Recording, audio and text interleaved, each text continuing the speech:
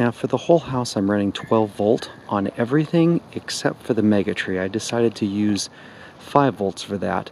I knew in my first year I would be building it relatively modest, and I wanted room for expansion without having to have like a ton of power supplies. I really wanted to keep my my setup kind of small with the boxes. I didn't really want to have much, so I decided, you know what, I'll just do 5 volts. I can do power injection, not a problem. What I'll probably do is, it's 10 feet right now, I will probably eventually go up to about the same height as the house, and I'm running 16 strands with 50 on each. Eventually probably going to double that to 32, and yeah, with the additional height. Probably will need to do some more power injection. It's really not that hard. You know, just do a little bit of the education and you should be fine. But I mean, even running the whole mega tree on 5 volts with 850 pixels, I think that thing barely cracks 80 watts. I mean, it doesn't use much at all. So not a problem with that. And then if people are thinking, oh, the difference between the looks between 12 and 5, you can't tell the difference. There is zero difference between the two. It's really just power savings. But what you gain in power savings is you're going to have to do more power injection, and they don't go as far. So like on the whole house, I'm running everything at 40%, and I can run the 12 volts at 150 pixels, no problem. All white, not a single problem. With the 5 volts, you can really only get 50 out of that before you need to inject. So moving on to the mega tree, this is where I have the other differential receiver, and I painted this a forest green so it totally blends in with everything, can't even notice it. You would think that the pole being silver, people would kind of notice it or it would shine. No one notices it, so I could probably have left this gray and no one would have noticed, but painting it, even better. Okay, so what I have on here is I have the differential receiver, and I have this broken up into 2 ports. So one powering one half, one powering the other, and I left room for expansion, so if I wanted to go to 32, I could use one for the third half and the other one for the fourth half. Why split it like this? Because I run everything 40 frames a second. A lot of people they think 20 is fine, and you know what, most people aren't going to notice. I totally notice the difference, so I made sure when I was doing my setup to make sure I allocated my channels and universes correctly, and that's a whole nother discussion on how to do that properly. But the way I have it set up is I can run everything 40 frames a second, no problem. Here's the distribution for the power injection. When I expand this, I'm going to need to work out some more power injection, how to get that going. Anyways, so I have the first channel, and it feeds into here. So you can see, labeled it channel 17. And then it goes up, it comes down, and then I power inject here. So here's a power injection cords that I made. And one thing I would recommend is, even though I had to make 8 power injection cords, it wasn't hard to do, it was just very time consuming. So that took a while to make these. So if I was doing this again, yeah, I would just buy these power injection pigtails. Again, not because they're hard to do, it's just because they take up a lot of time. And time away from your wife is not really a good thing. Anyways, so, and then it feeds into here, so it's just feeding the data over here, and then it injects with power. And I labeled these injection cables right here. See, power inject, power inject. So really it's just, you just connect them for power injection. Doesn't matter which one you connect it into for the power injection, it's good. So that'll go half of that, and then you can see right here I start off at 18, and then it does the rest. Now, because of the direction, you know, data one way and then data the other way, I didn't label the order, and it really doesn't matter the order, but it does matter because one goes up, one goes down. So I didn't label it, and when I was setting it up, I had a couple mixed up, so nothing blue or anything, but just things didn't work. So before I take this down, I am going to label everything 1, 2, 3, 4, and so on all the way through. So the next time I do it, I will know what order they go in, so it'll be a whole lot easier setting up. As far as the Megatree setup is concerned, I purchased Boscoyo, I believe it's 1632 Megatree kit. Figured that's a good one to start with because I can do 16, and in my setup, since I have a wall right here, there is no reason for me to do 360 degrees. So I did 180 degrees and works perfectly. So the topper is quite nice. I just had to add the J-hooks, not a problem. And then the kit that they have up, here's where you have 3 points for the guy wires, and then it goes down, and then it just has a little base right here that you put it onto.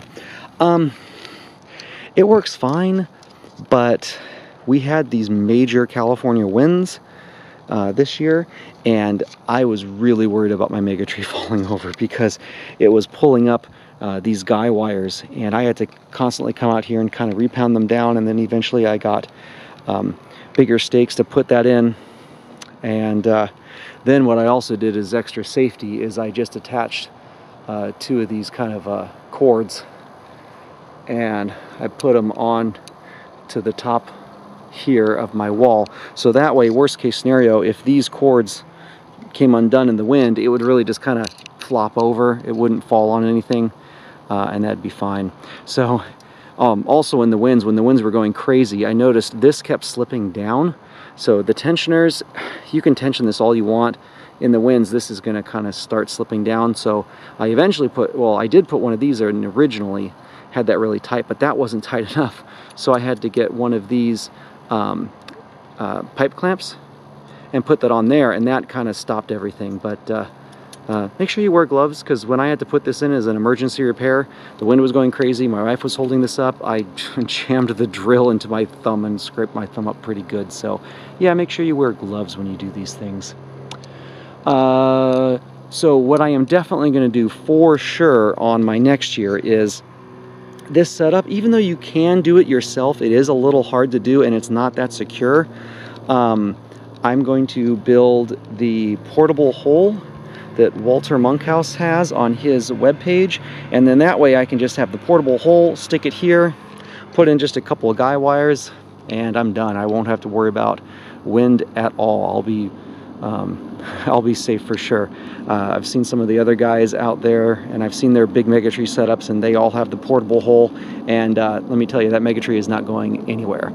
For the strips, again, I just have a small setup. I just use these, oh man, that's in there pretty good. I just use these nails. They're like, I don't know, 5 cents a piece at Home Depot, and I just tacked them into the ground. That's actually what they recommend in the Boscoyo Megatree kit, and it's fine. It works. I mean, a lot of people will bend a pipe. I really didn't have a problem with these coming up. I mean, they kind of came up a little bit, wiggled in the wind, but I mean, even if they came up totally, it's not a big deal. And for the size of my Megatree, I may or may not build a pipe to go around to make it all super even. It's fine. It works. Probably do that someday. And so one of the other strips I have over here is this goes along here. It feeds power down, and then it goes across here, and I just have this tacked in with these little stakes that you can get at the gardening section just to kind of hold the cord down, and it feeds the other run there. And that is the main setup right there. I also have these dry boxes. These are fantastic. I can put a link in the description, but over here what you do is you just put your extension here. Oh, here it is, socket box. Those are excellent. So I have my data line going in here, just plug 2 together with a coupler, the power there, and the way it's designed, you can see it's waterproof right there. Then it has these nice rubbery gaskets, so it's gonna clamp down on those pretty good. But then just the design of it, you can see there, as long as it's sitting upright, it has these extra clamps. No water is going to get in there at all. So highly recommend those. Those are really, really nice. For pretty much all of my setup, what I did is I purchased these Boscoyo ABS strips. Not the Coro strips. I really like the ABS strips. And I mounted them to 1/2-inch EMT pipe. I highly recommend buying EMT pipe instead of PVC. it's worth the extra 50 cents because it is going to be much more rigid and it's going to give you a nice shape, as where PVC will sag like crazy. So what I did for these is I purchased these ground stakes. So this is a ground stake. They're really cheap. You can find them at Home Depot. And then I took a half-inch EMT coupler and I zip tied it here. So the only thing I need to do is just unscrew it and pop that off. Pop that off, and then they are in 10-foot sections each. So here is one 10-foot section. There's where two of them join together, and then all the way to the end. So it makes it a whole lot easier when you're building props, because you can just say, okay, well, I mean, I kind of lucked out here because I have perfect 20 feet, 10 foot, 10 foot. Just happens to work out perfectly that way. But when I'm building the other props, I kind of do the same thing.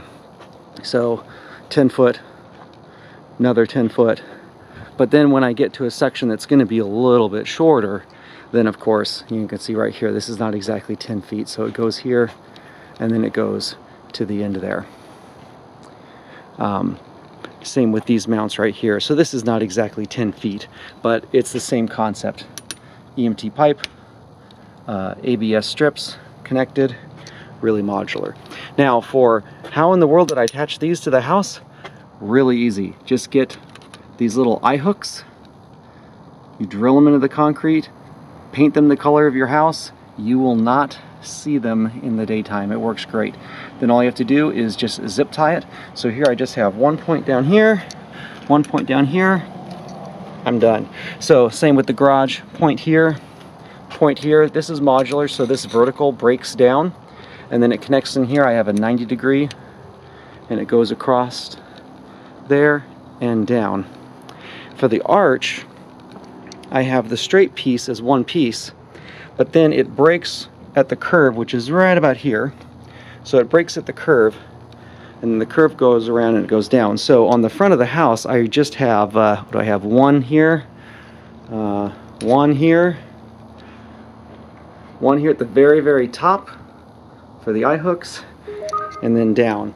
You can kind of see how I did it on the back of the house, because for Halloween, we put like a monster thing in here with the mouth, but we mount it on the other side because it looks better. So you can see I have these little eye hooks right here, but there's 3 of them, and in the daytime you're not even going to notice them, especially when you paint them.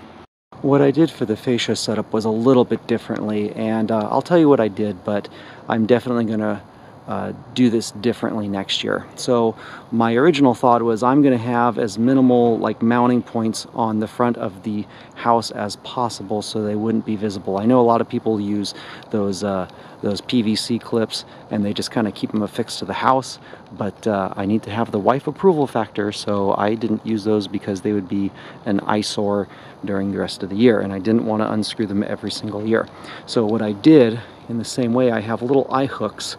1, 2, 3, 4. So just 4 little eye hooks on there. And then I have this, it's kind of like a electrician's strap tape. You can find it in the electrical section. It's really nice stuff, but I made a little basically support, one going up to a 1/2-inch EMT and one going down to a 1/2-inch EMT. So on those different points there, that way I just have to mount 10 foot across, and then I have this, since it's the pipe strap is bendable, it kind of goes to the top and just kind of sits on the roof, and it does work in theory, but especially with the winds, I mean, I did have this top section over here slip down, and it just kind of flopped down. Didn't damage anything, it didn't fall to the ground, but it flopped down. So what I had to do, you can't see it, but I got those adjustable straps, the ratcheting straps, and I'll put a link in the description, but I have a ratcheting strap kind of holding that down to here and that down to here, and I have kind of them cross braced up there. So before taking down all my stuff, I figured I'd redo the lower fascia here. So what I did is I just took these little eye hooks and put it right into the fascia and zip tied it to it. So bottom fascia is totally secured, and that looks a whole lot better because there's no metal pieces going across there. So this is all you need right here, 208 eye hooks, and those work perfect. Just paint over them and you'll never see them. The other thing you have to do is sometimes you got to rethink how things are mounted. So the original thought was upper fascia, lower fascia, and then on this section over here, upper fascia, lower fascia. But when I put it at the same height as this other, the roof was cutting it off. So what I had to do is go back and remount this fascia. Instead of being at the very bottom, mounted it a bit higher. So it may look different from what you originally thought, but you got to look at the viewpoint of the audience. The audience doesn't see that difference, but they will from the street. The other thing is I have nothing on the side, nothing on the side up here, because guess what? They're not going to see it. So you don't need to make pixels there. And for power for the outside, I just have one GFI here, and the power just goes around into that dry socket box, and then I have another extension going out to the mega tree. And make sure that whenever you have any kind of outside props, use a GFI circuit. For the wreath, I am just using one of these, I think it's like 54 pixel Boscoyo wreaths. And what I did is I painted it this nice forest green. What I was originally going to do is I wanted to make this look nice and traditional and get some garland to make it look really pretty, but I ran out of time and I just had to stick it up, and I put it up, and you know what? It looked great. Even the wife thought it looked great. So we decided, you know what? Let's just leave it there. We're not going to put garland on it, but painting it this forest green, really a good idea. And then on the back here, turn it around, I have a little mark that says hook. So make sure when you're doing everything, label everything. You cannot under-label anything. So make sure whenever you're doing something, label the wires, label the pixels. Well, on this I labeled the pixels because this is a custom model, but you know, you probably don't need to label the stuff on the house itself, like on, you know, every single pixel here, 1, 2, whatever. But hey, if you do, great. It's not going to hurt anything. It may take up a little bit more time, but doesn't hurt to label. Here's the inside of my garage, and on the right side here, on the outside of the garage, it would be the left side, is where I house the main controller. And I will go over the build out of this box a little bit later, but to give you an overview, this is where all the main components are of the system, and I have them coming out here. I have the data line going up, feeding back to my server case, and then down here is where I have basically most of the house that is driven from here, and it goes outside. I punctured a hole kind of in the vent area, and I just put a little latch on there so I can easily close the latch and lock it and don't have to worry about any critters coming in. And then for the power, I just have the power from here in the wall going to a UPS battery and then backing this up. Primarily you want the battery backup because if you're running a Raspberry Pi, you don't want the power to disconnect, because then it can corrupt your whole OS and configuration, and you're gonna have to be redoing that from scratch. It's not like, oh my gosh, power is out, we need to keep the lights running. It's more for the Raspberry Pi than anything, and these things are inexpensive to get. So that is the inside. Here's the outside of the house where it comes out. So all I did was just kind of cut out some of this vent, mount one of these receptacles for power, and it works really good because you can put cables in here and you can have it semi-open but still have it locked. So I have the cables going up here, and the roof is feeding off of 2 lines. I had to split the roof into 2 different sections because for everything except for the mega tree, I am not doing any power injection. And then for one of the runs, I have it going down here, and I have a cable going up here and buried. You probably can't see it, but it's buried there, and then it comes up here and then goes straight down. So that's one of the runs. Another one of the runs I have is I have the left side of the house going down here, feeding over here, and then doing the rest of the garage right there. For the other sections, I have the 2 fascia lines. So there's the upper fascia and then there's the lower fascia. but they go over in one section. So even though I have it broken right there, all I have is just extensions going that way, and it continues on. So it's just one, basically one whole model line per fascia, so two model lines. There's the roof peak, which is feeding up and then down. And then for the main roof, I don't know if you can see it in this section here, but I have part of it going up and then back, and then right about there where that little vent is where I have the split, and then it continues this and then down, and that's for the right side of the house. For the different lines of the house, I have the left of the house, I have the right of the house, and then for the garage doors, that is really one model. I made all of these the same amount of pixels.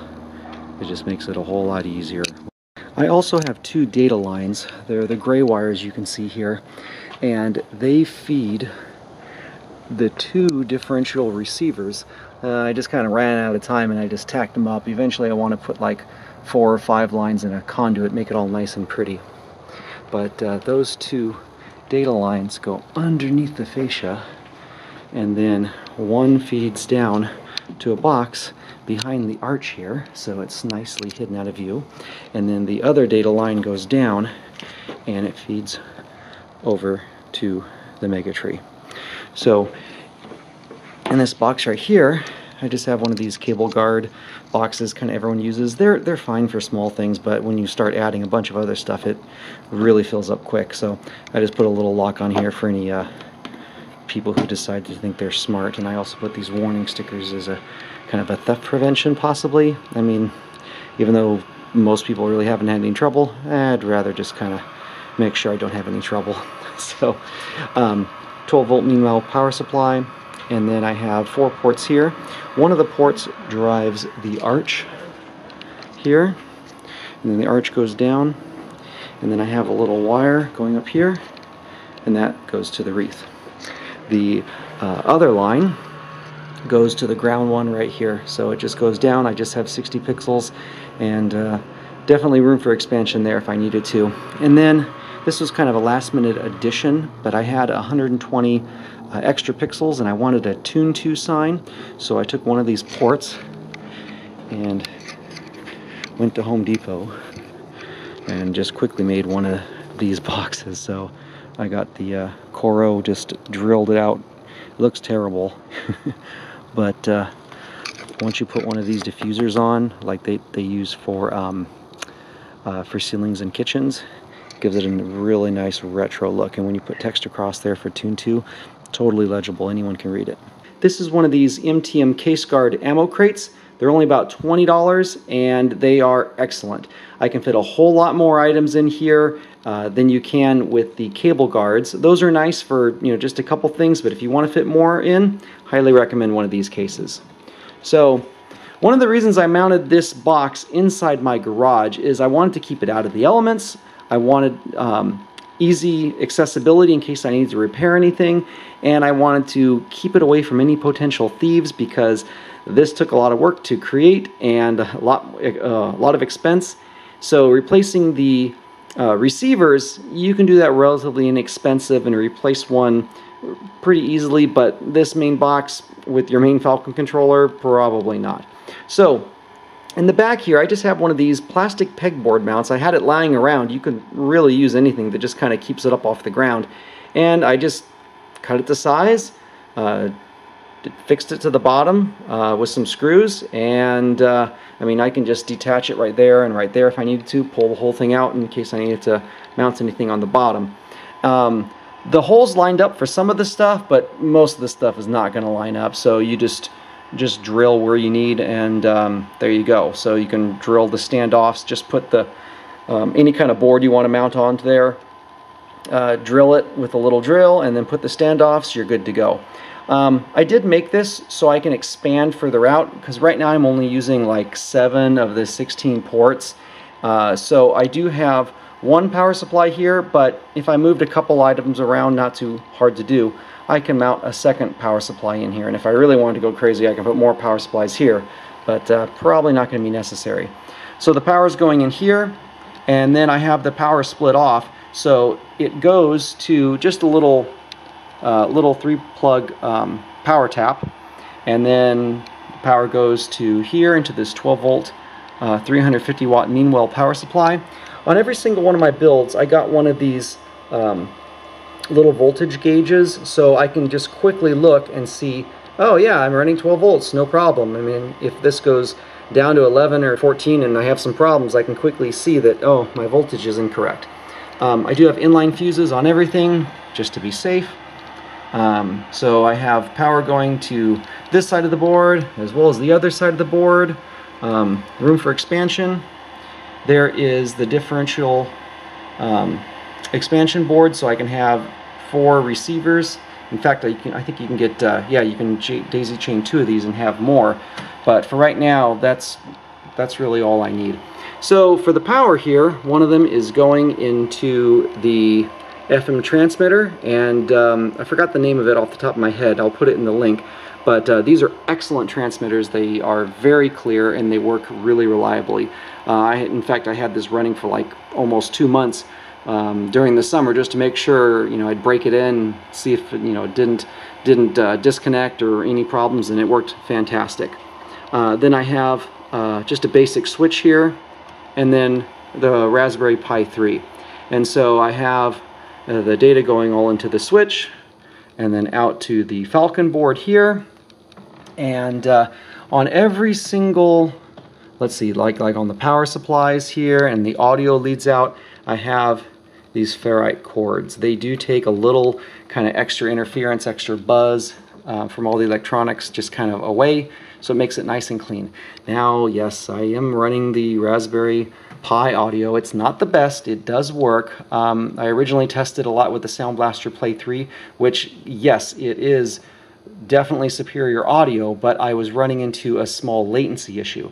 The latency is not with the Sound Blaster, because you can plug it into like a PC or anything else and there's zero latency at all. You plug it into the Pi and there's just a slight latency. Some people may not notice it. I notice it, and it bugged me enough that I'm like, you know what, I'd rather have my show synced up perfectly than to have better audio but it be slightly out of sync. So that's the way I went.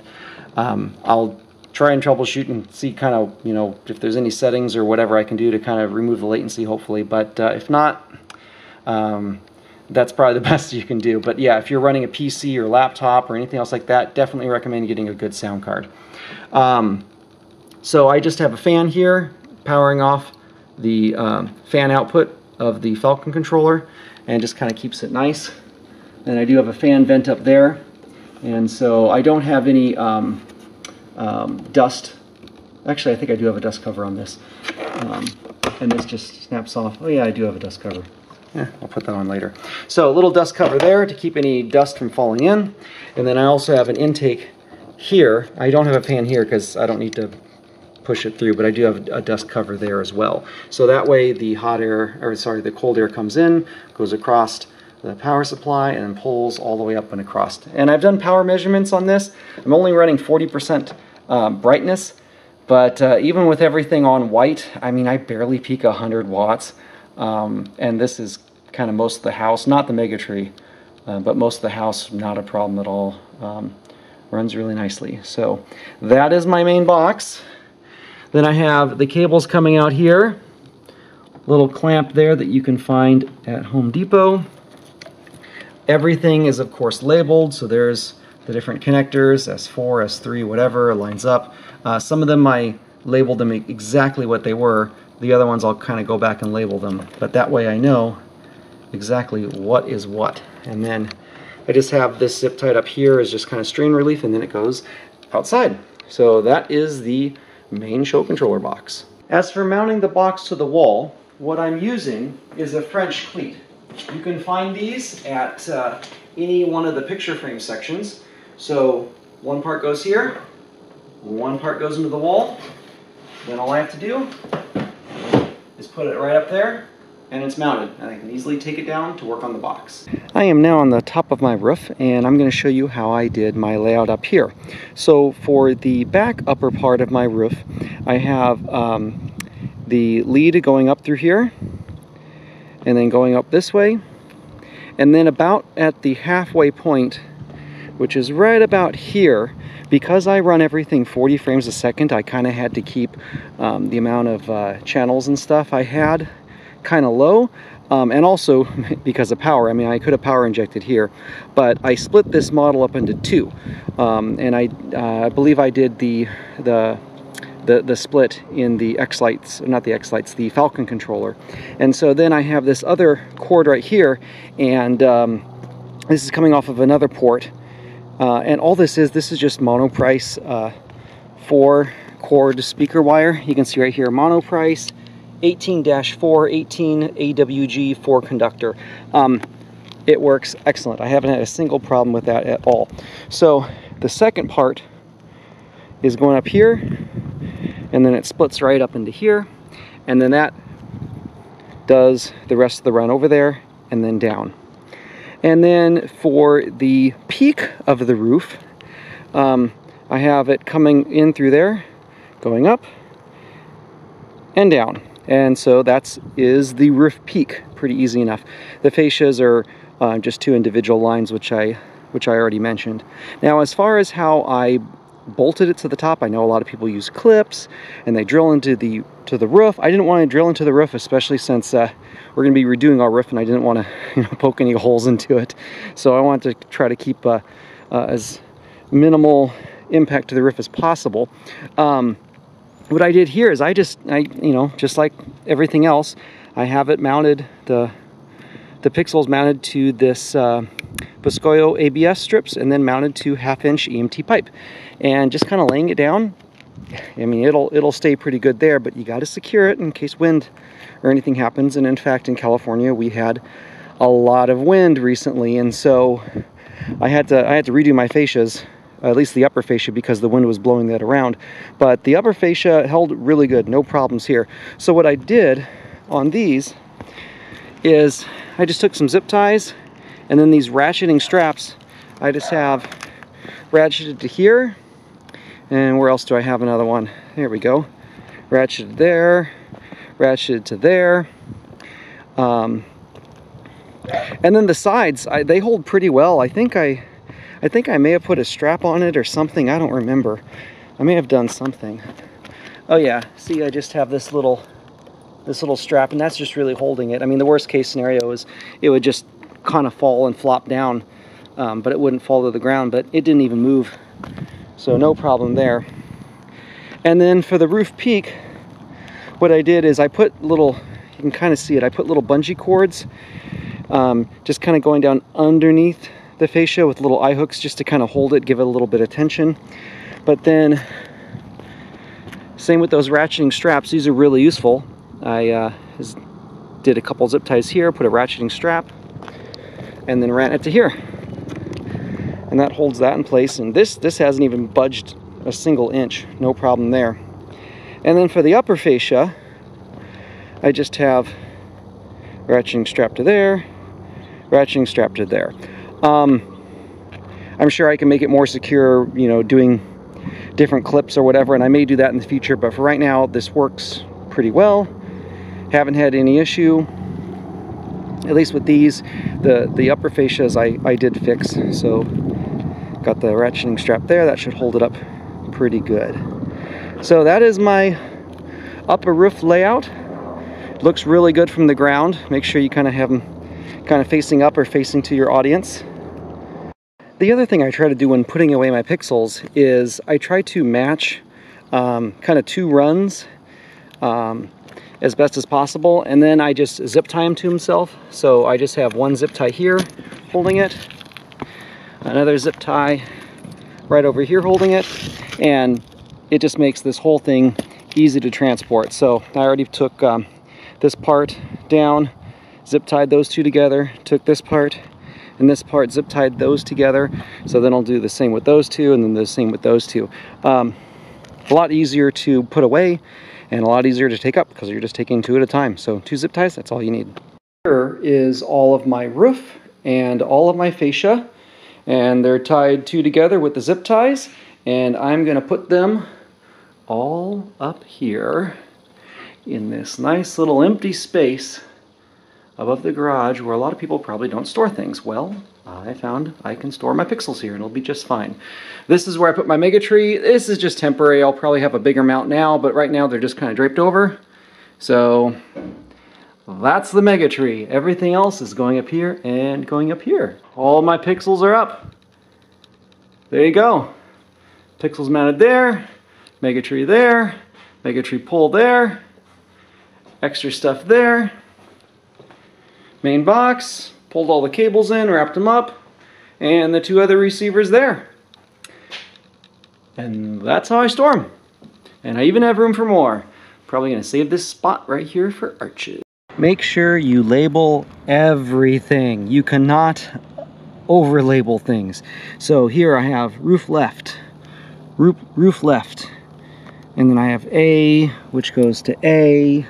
And you can see I even labeled it, how many I counted on here in case I need to revamp anything. There's 20 picks on this strip, and I have it labeled somewhere else how many pixels are on that. And then you can see up here, what is it here?